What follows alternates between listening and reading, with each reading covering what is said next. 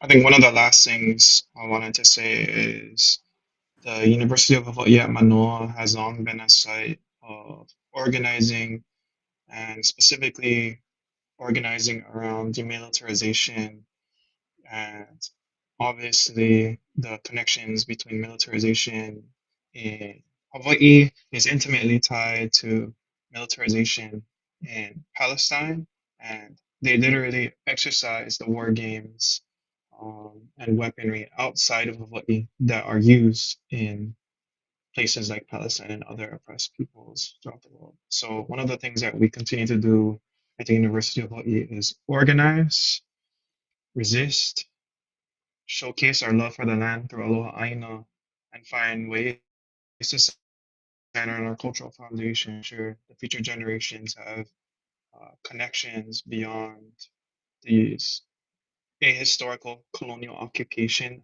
ideologies, and really focusing on our love for each other and our connection to each other that has been and is older than our occupations.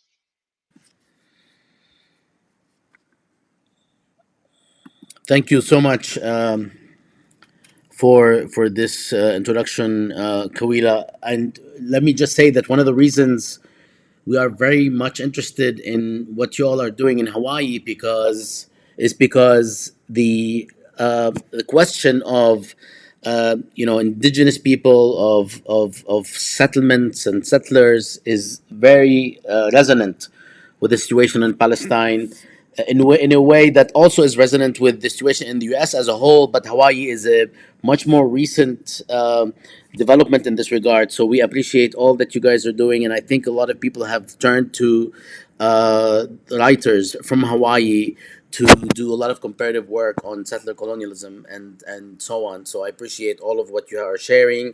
Let's move to the next person, and I believe it is Ken.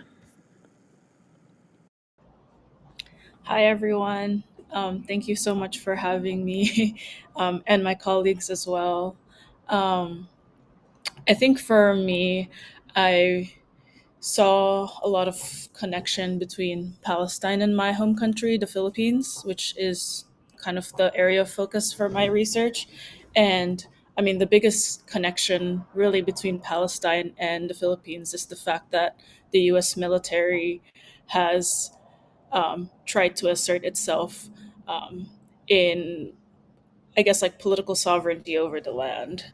Um, and like what Kalila was mentioning earlier, right now, some of our focus has been to really address this like situation of like the military encroaching in these spaces, whether in Gaza or in Hawaii or in the Philippines.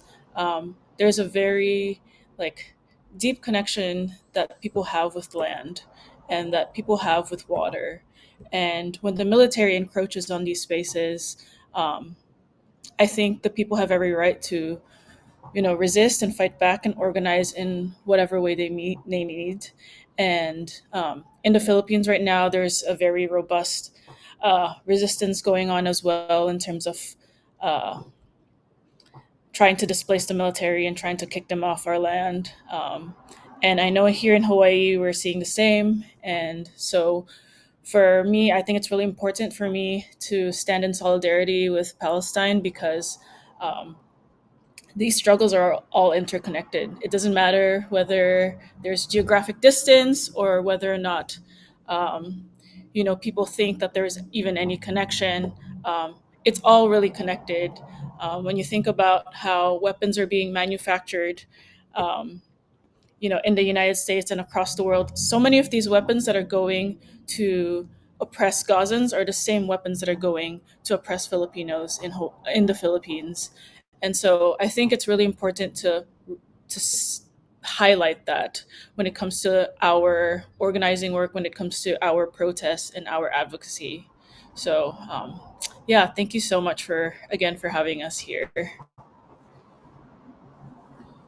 Actually, thank you all. The points you're making are go beyond the question of encampments, even though the encampments are for Gaza and Palestine, but they address a universality of the Palestinian question that a lot of people often don't get. But this this universality is exhibited here with people talking from Hawaii, addressing the question of Philippines and its history. And there are other cases that are quite similar as well, which is why a lot of people say the struggle of the day or the cause of the day is Palestine, because it's not just about Palestine. Thank you so much, Ken, and to all of you.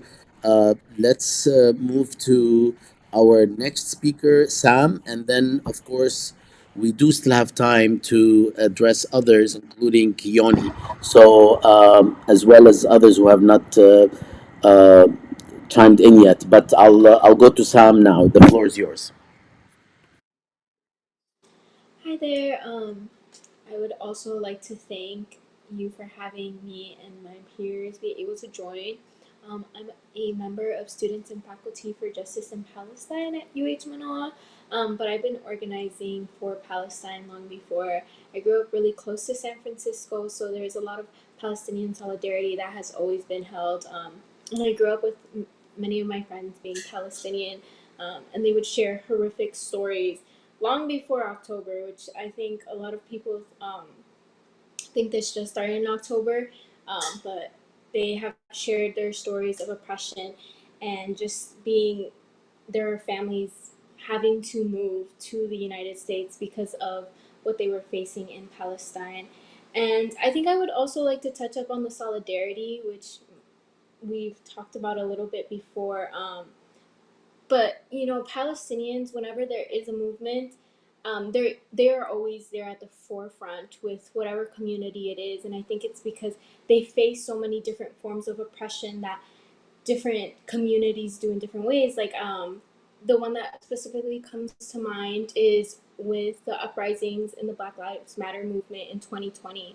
Um, the way that George Floyd was murdered by the police was actually because he was being trained by the Israeli occupation forces. The police was being trained by Israeli occupation forces, which is connected to police brutality that Black and Brown people face in the United States.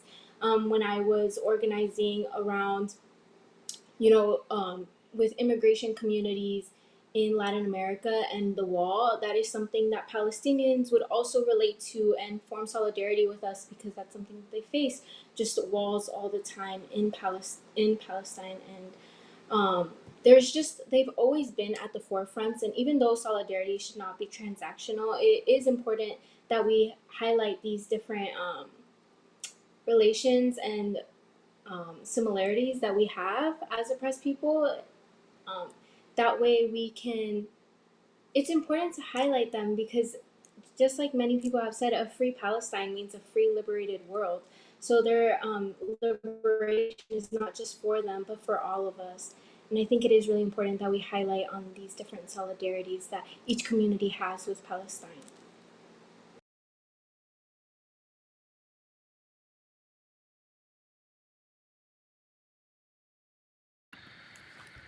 Thank you so much. Sarah, would you like to go next? Or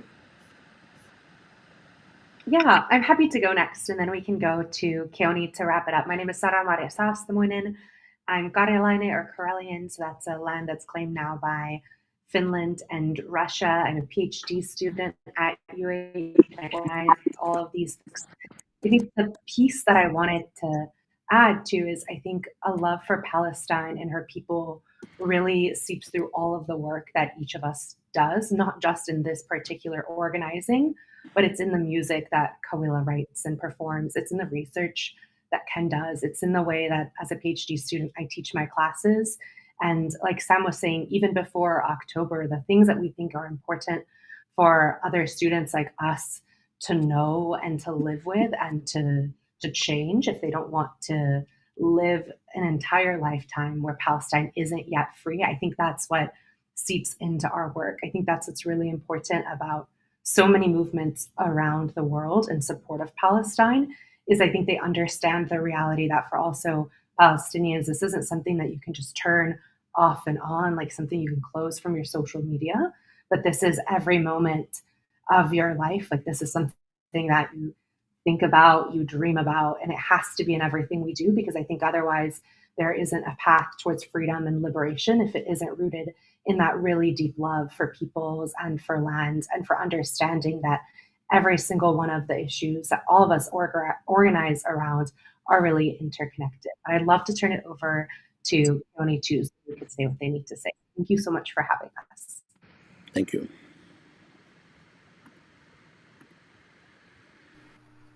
Yeah, and just hopping to close off, mahalo, and thank you for allowing us to speak and share what we've been doing at the University of Hawaii.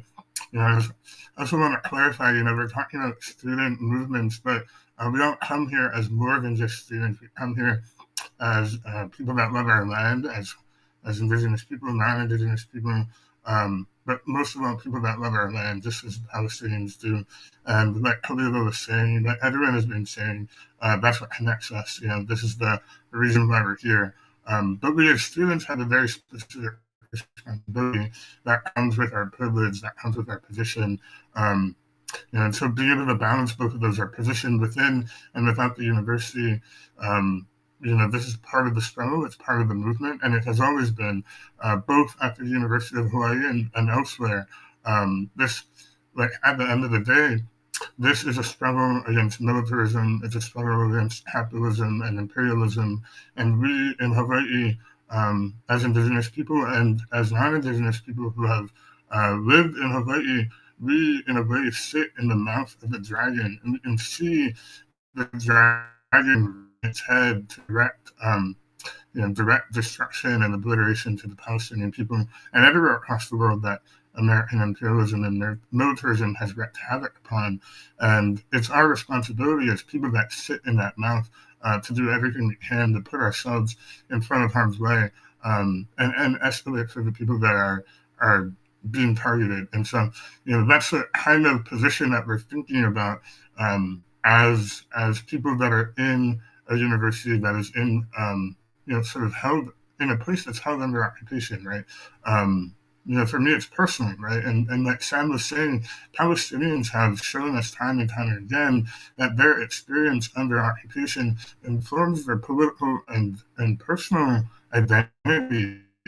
In 2019, when Hawaiians were really rising up to defend our sacred territory, Mount Alawak, it was Palestinian class who told me, like, I can see what is happening in your homeland. It's the same thing that happened in Palestine, in Gaza, the West Bank, in Jerusalem, everywhere, the Golan Heights. And so, to be able to be looked at in the eye by a Palestinian person and say, like, wow, this is the same system and structure that's oppressing them, that's really humbling, right? And the responsibility that comes with that relationship that we cannot ignore, that we cannot push to the side. And I think, that sort of informs why we're all here. And especially as Hawaiians in Hawaii, right? This is the crux of our political identity, is like Khalila was saying, is our culture, right? It's as people that love the land, but especially, we understand other people as representatives of their land. So to love the land is to love the people that love the land. And so, yeah, from Hawaiians to Palestine to the Philippines to everywhere where imperialism has turned its ugly head, we think about what is our responsibility and what is our position. And so, as students or otherwise, we see people in Hawaii and everywhere around the world rising up. Thank you so much. I really appreciate what you just shared with us, Keone. And before I let you all go, oh, wait a minute. It's like early where you're at, and it's almost midnight where I'm at. I'm in the region. Actually, I'm close to Gaza. A stone's throw away. I'm in Amman. So I would like to ask you, what is it that you are envisioning and planning for the summer? In other words, what's next, given that the summer is a time when, frankly, people want a break? I know that every single one of you want a break. I mean, ideally. But I know that every single one of you is not going to take, at least not a total break, right? So what are you planning? What do you think it is time for now that the ICC has issued this call for arrest, which is a mixed bag in so many ways. I'm not going to even get into the details, but it's not something that is just positive. Period. There are serious issues with it in terms of the demands that we all seek for for an inkling of justice or social justice. There's also the announcement of recognition of the state of Palestine, which is, I mean, somebody asked me, "What do you think?" I said it's nice, but I couldn't say anything beyond nice because there are so many details that are not necessarily knowable right now, and it only actually can have a serious impact if this opens the door for others to join.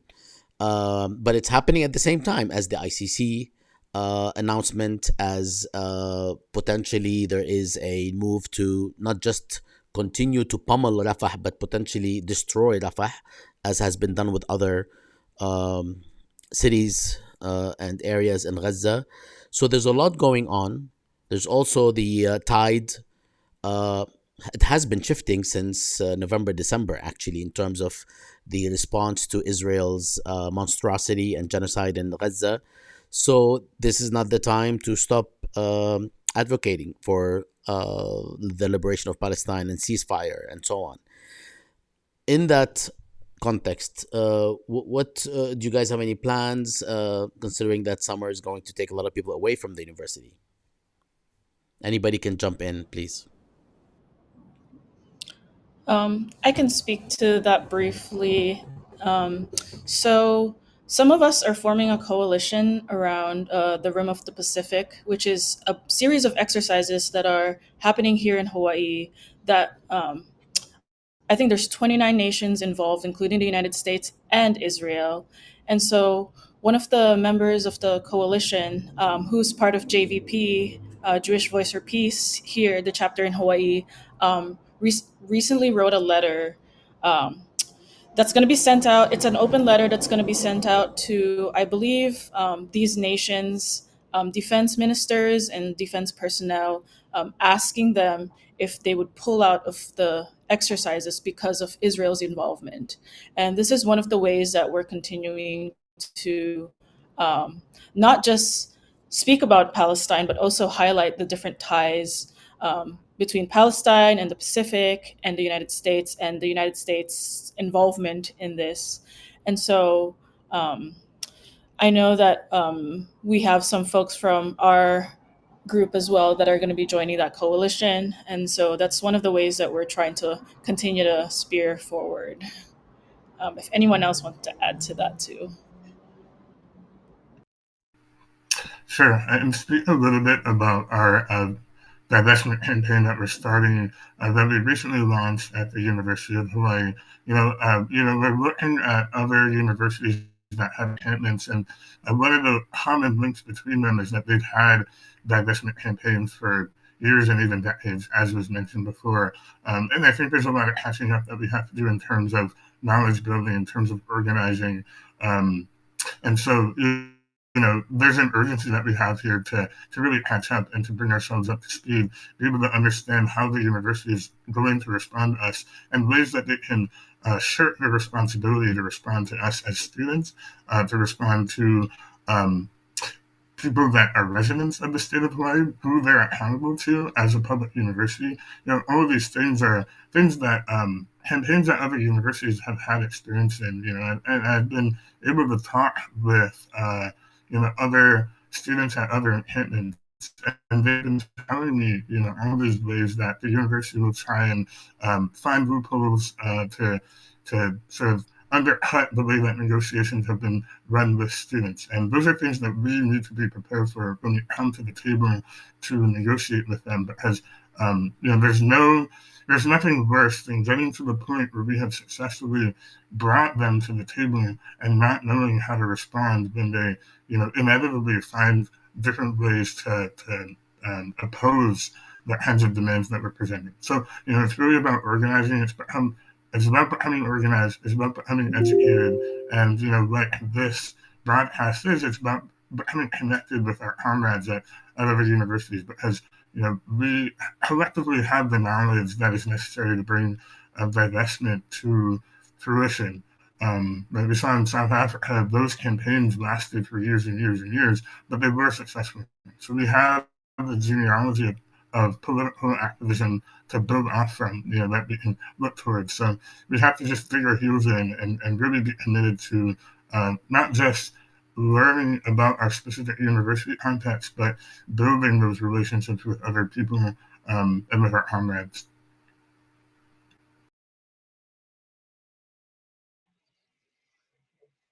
Thank you very much. Anyone else One of would the like to jump things, in? You guys are making me want to come to your university and meet all of you in person. I'll say something real quick, and then I think Sarah was gonna mention something, or Sarah, and I think the thing that one of that all of us are remembering and recalling, and I think it's something that people online should hear and remember, is our ancestors prayed, chanted, and wrote songs for us to be here, and they celebrated us and celebrated a world in which that we can do the things that we do in this generation.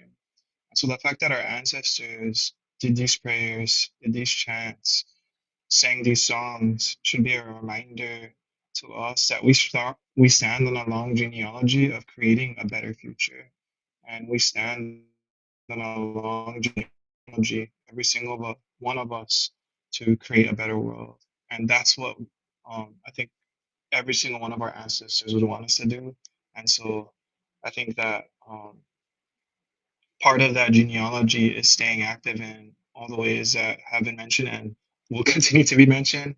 But I just wanted to remind everyone of that long-standing genealogy that every single one of us have, and you know, we resist and we fight against imperialism and colonialism because our ancestors did, and we will continue to do it as long as it survives. But we're trying to stomp that out in this generation.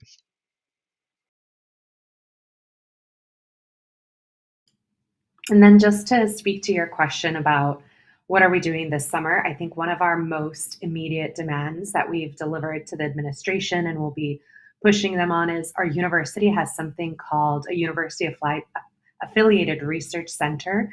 It's essentially an applied research laboratory with the military, where our university as a research institution is working to increase the militarization, again, not only of the United States, but all around the globe, and is directly contributing to what we see today in Palestine.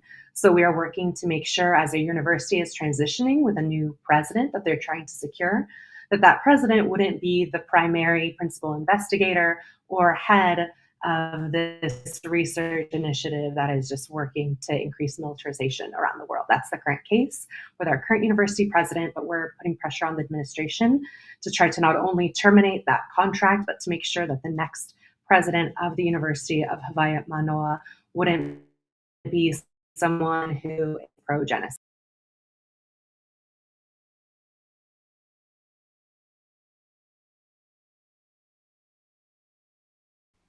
Thank you all very much. This has been really illuminating, and as I said, it just opens our eyes to what's happening in Hawaii, because the truth is that we don't hear very much about Hawaii, which is why I was very excited. We were all very excited to host all of you. I hope that we can stay in touch. I hope that you can join us again for more of these conversations. Unfortunately, I don't think the killing and mayhem, if not that, then the subjugation and the repression will stop very soon.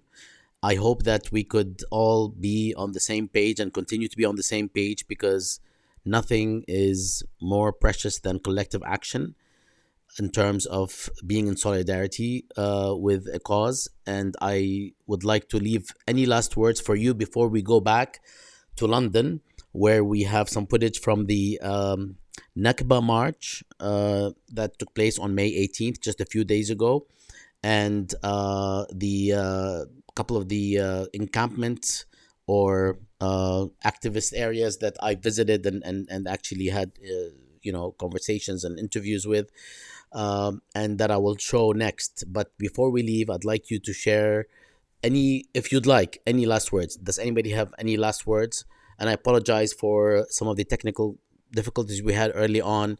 We literally had more than 18 people trying to join, and it was just not working. I did not expect the yeses. It's like when they book flights and events. I expected that not everybody's going to show up, but everybody did show up, and we are working to bring these folks again next week. So no harm done, but I would love for you to have your last word, if you'd like, on anything that you'd like to share, and feel free to jump in. You guys are too polite. Yes, if you all want to keep in touch with us, we have our Instagram, which is SFJPUH, so Students and Faculty for Justice in Palestine at UH, just SFJPUH.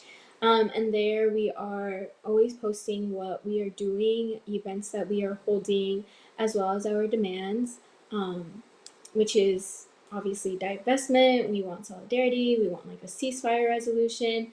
And then along some of those demands is also hiring someone in ethnic studies that can teach in Palestine, like Arabic studies, including Palestine. So yes, please follow us on Instagram. We would love for you all to see what we are doing and keep up with us. Is this the correct? Sorry, it's SF. So no double S. SFJPUH. F as in Frank? Yes.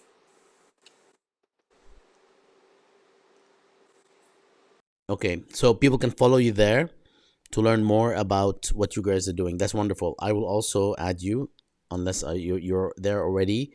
My partner had gone to University of Hawaii some years ago and had the most wonderful things to say about the sense of community and the like sheer love that she witnessed with your community in the university and beyond. So I hope that this continues to be and continues to be purposed for social justice. Thank you all for joining us, and I will let you go to enjoy your breakfast, I guess, while I move into the London situation and into midnight here. But others who are watching at different times in different places can stay on. There's going to be some music. There's going to be some protests and a really wonderful set of interviews with people who actually use their bodies to basically protest transfer of things from energy to weaponry to Israel from the UK, as well as students who are, leading the charge at the SOAS encampment. Thank you all. Salam. Come back.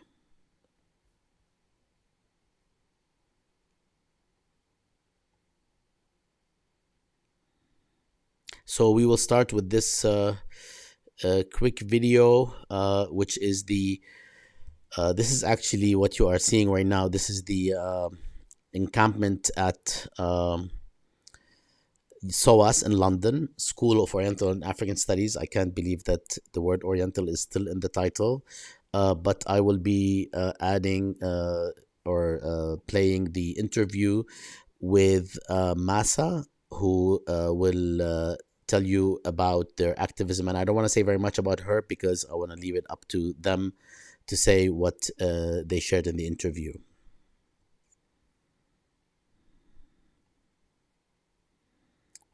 All right, for some reason, let me...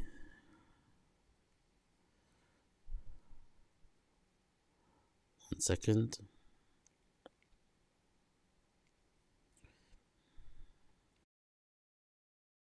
Hi, Masa, how are you? كيفك؟ أهم شيء كيفك؟ I'm good, thank you so much. It's a pleasure to be speaking to you. Well, it's a pleasure and an honor to be speaking with you. Energy embargo for Palestine is what you guys are and are doing, and we've seen footage about it everywhere. If you can tell us a little bit about it and a little bit about what you're doing and what you guys did today here in London. Yeah, of course. So I'm from Energy Embargo for Palestine. We're an anti-imperialist climate collective here based in Britain, based in London. And our aim is to disrupt energy flow for the confrontation and isolation of Zionism here from the imperial core. And the work that we're trying to do is to bridge the climate movement in the UK with the Palestinian international solidarity movement, because we're saying not only are these struggles connected, but also the climate movement needs to adopt an anti-imperialist politics. And the international solidarity movement needs to pay closer attention to energy flow and how it contributes to global capitalism. And what have been the last couple of actions that you guys have conducted? I've seen footage, but if you can tell us. Yeah, of course. So you probably have seen footage of us at the British Museum. Our first campaign was against the British Museum, not only for being the official home of colonial looting in the UK, but also for having a £15 million partnership with British Petroleum. British Petroleum are obviously a climate criminal, but they're also complicit in the genocide of Gaza. Not only are they fueling the Israeli military with Azerbaijani crude oil, they're extracting it and transporting it along the BTC pipeline, but they are also exploring for gas off the coast of Gaza. They accepted gas exploration licenses only like a few weeks into the genocide, so we can see that they're clearly using the genocide as a business opportunity, which is absolutely despicable, and we want to make sure that they're not doing these processes invisibly. We're trying to bring attention to the crimes of energy companies and how they're fueling Israeli genocide, they're fueling the Israeli war machine. And today we were at the National March, Nakba 76, commemorating 76 years of dispossession and displacement. And we were marching with the climate justice bloc. We were saying that there is no climate justice on occupied land, there is no climate justice on colonized land. The energy was high, and we can definitely see like the tide is turning. Youth movements, social movements, climate movements, the labor movement, they're all standing in solidarity with Palestine. And are you guys connected to efforts, similar efforts in the US or beyond? We are actually in conversation with a lot of comrades from the US who are targeting other complicit energy companies. We know Chevron is a big one. We're also working on Ithaca Energy, which is a British energy company that is owned by Delek Energy, an Israeli energy company which directly fuels the Israeli war machine. And they also own oil rigs in the North Sea of the UK. So we're trying to connect local struggles with international struggles to really show that the fight against capitalism all over the world is connected. Is there anything else that you'd like to share with, if people are listening to you all over the world, including in Palestine, do you have a parting message? I think, the main parting message of our campaign is that like energy has always been a tool of Zionism. It's always been used as a tool to dispossess people, and it's been weaponized against Palestinians for decades. And we're here to say that like these multinational companies cannot continue getting away with it because there is fierce resistance, and we're here to stay and free Palestine. Thank you so much, Masa, and all power to you. Thank you so Salam. much. Salam. Masa, how are you? Kifik? Hamashi. I'm good, thank you so much. It's a pleasure to be speaking to you. Well, it's a pleasure and an honor to be speaking with you. Energy embargo for Palestine is what you guys are and are doing, and we've seen footage about it everywhere. If you can tell. All right, we're trying to show you other footage. We are looking at the March 18th rally, Nakba rally in London. And the only thing we are missing is the audio.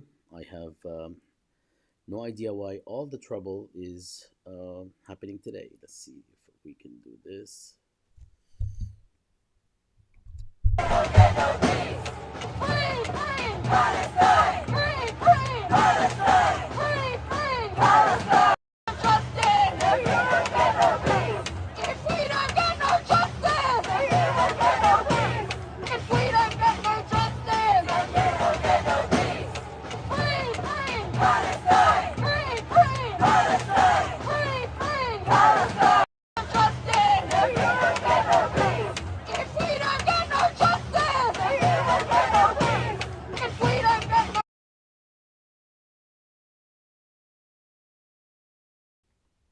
Now we have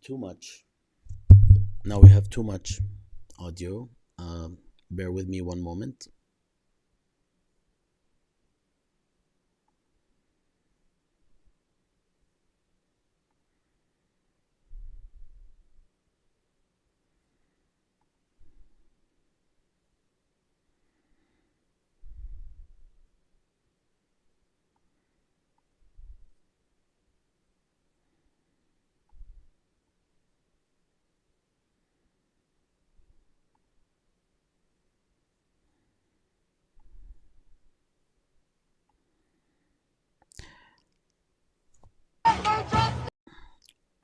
All right.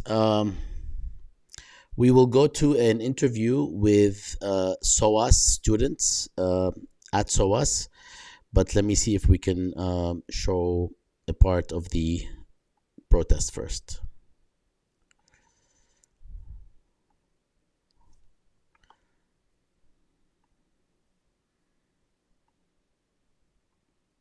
United will never be defeated. The people united will never be defeated. The people united will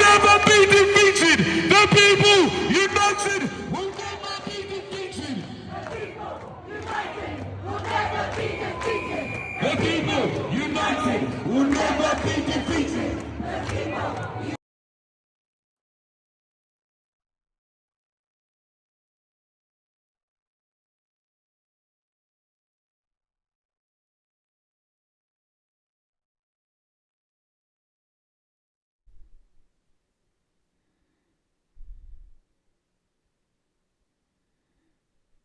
All right. So this is the interview at SOAS. I apologize for the sound because during the interview there was also some background music. Let's see if we can still hear these amazing students.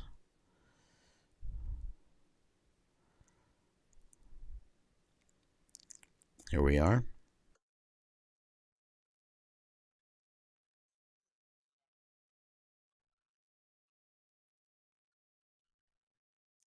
Yeah, let's do it again.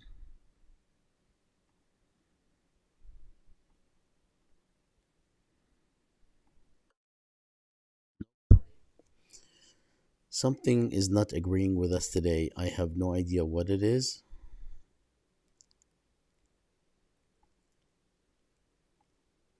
Hang on 1 second. Let's see.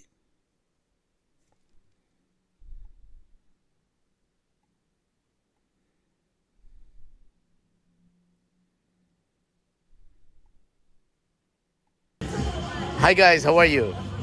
Daniel, Haya, and Tara. All right, so this is the SOAS encampment, and if you can just take a second and tell me how it's been, whether you've had any problems with the whoever is the power that be in terms of what we have seen in the States. I've heard that this is a little toned down here in terms of the responses, but if you can tell me a little bit about it. We'll start with Tara, and then we'll start with the left and we'll go right. It's been good, to be honest. We've set up a really amazing camp. We've been having a lot of political education sessions with like teach-ins and different like cultural workshops and stuff. In terms of any kind of repression, the university's policy so far has sort of been to ignore us and placate us, like with words but not actions.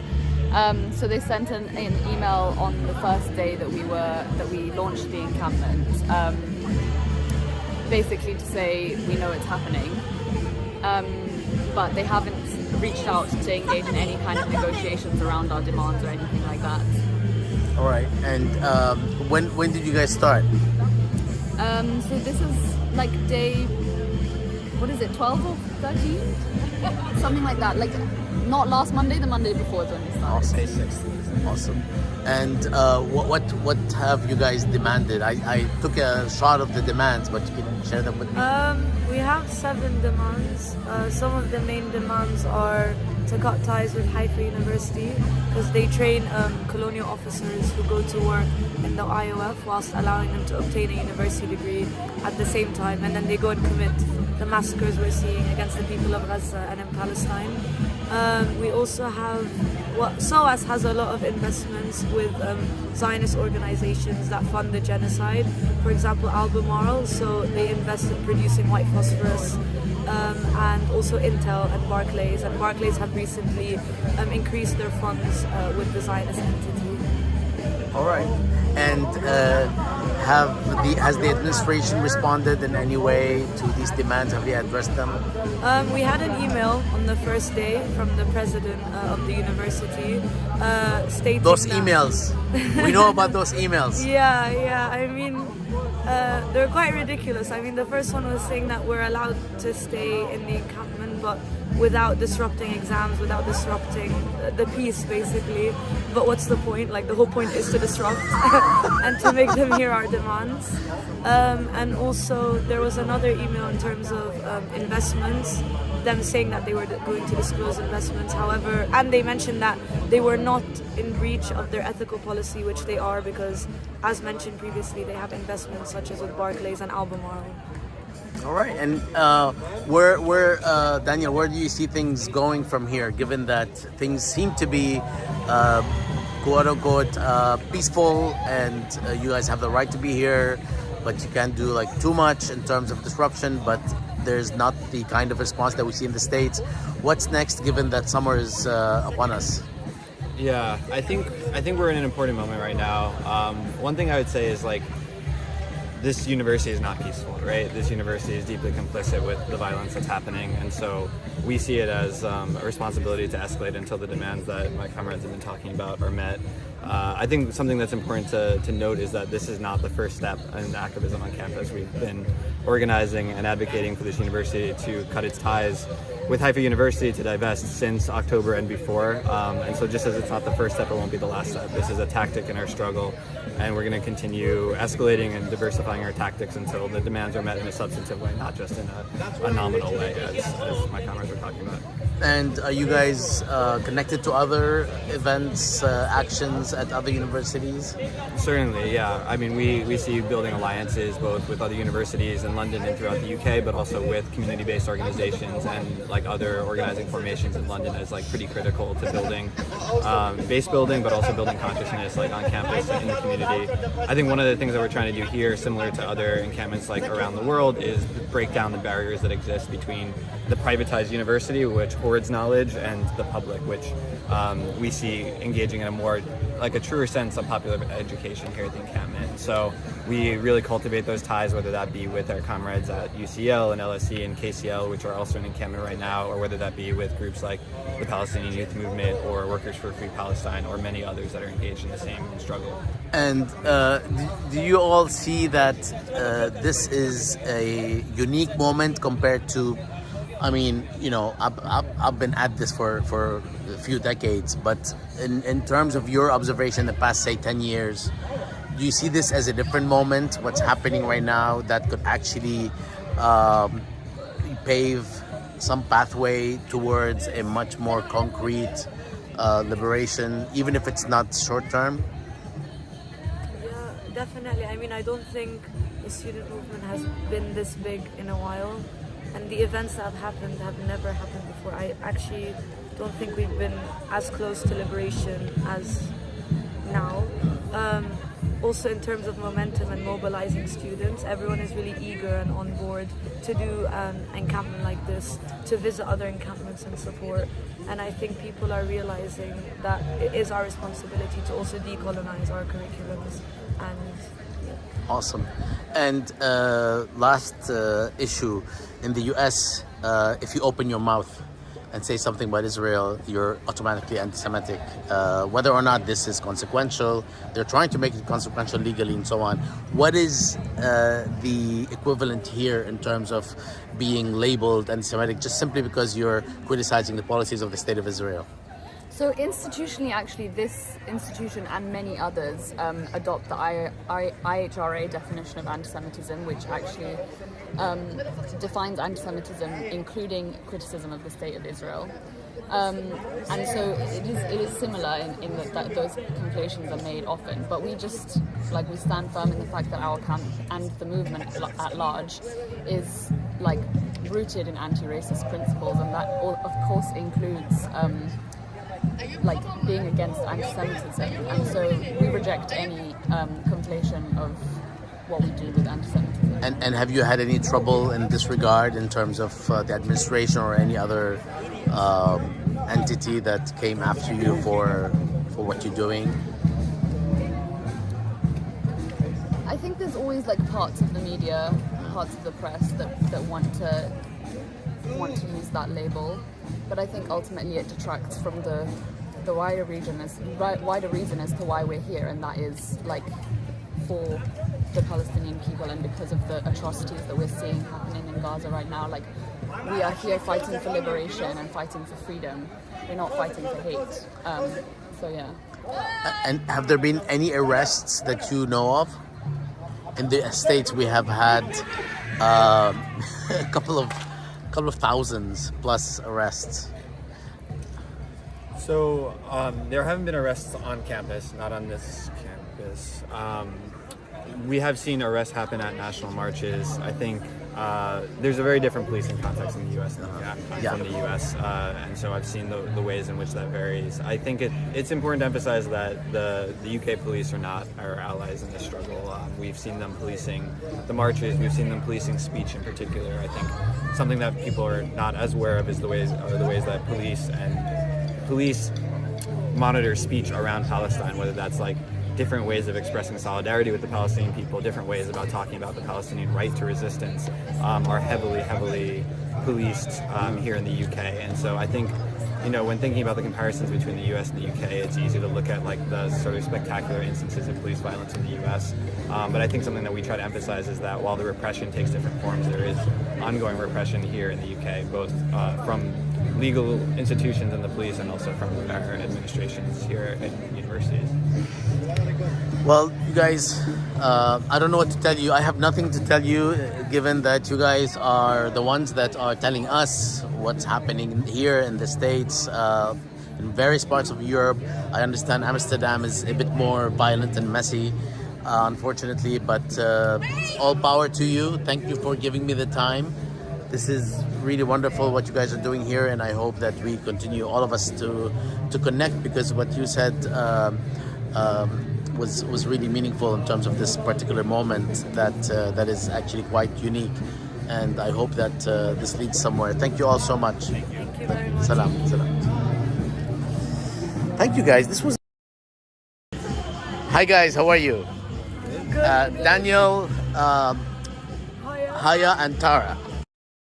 All right, so we are done with the actual interviews. There are more, but I will be sharing them soon. They were conducted in Paris. In the meantime, I'd like to part with everybody here with a song that I filmed at SOAS, right next to where these guys were speaking. Actually, where are we? All right.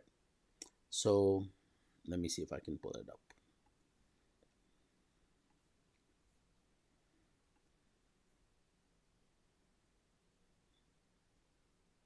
It's Mautini, for those of you who know it.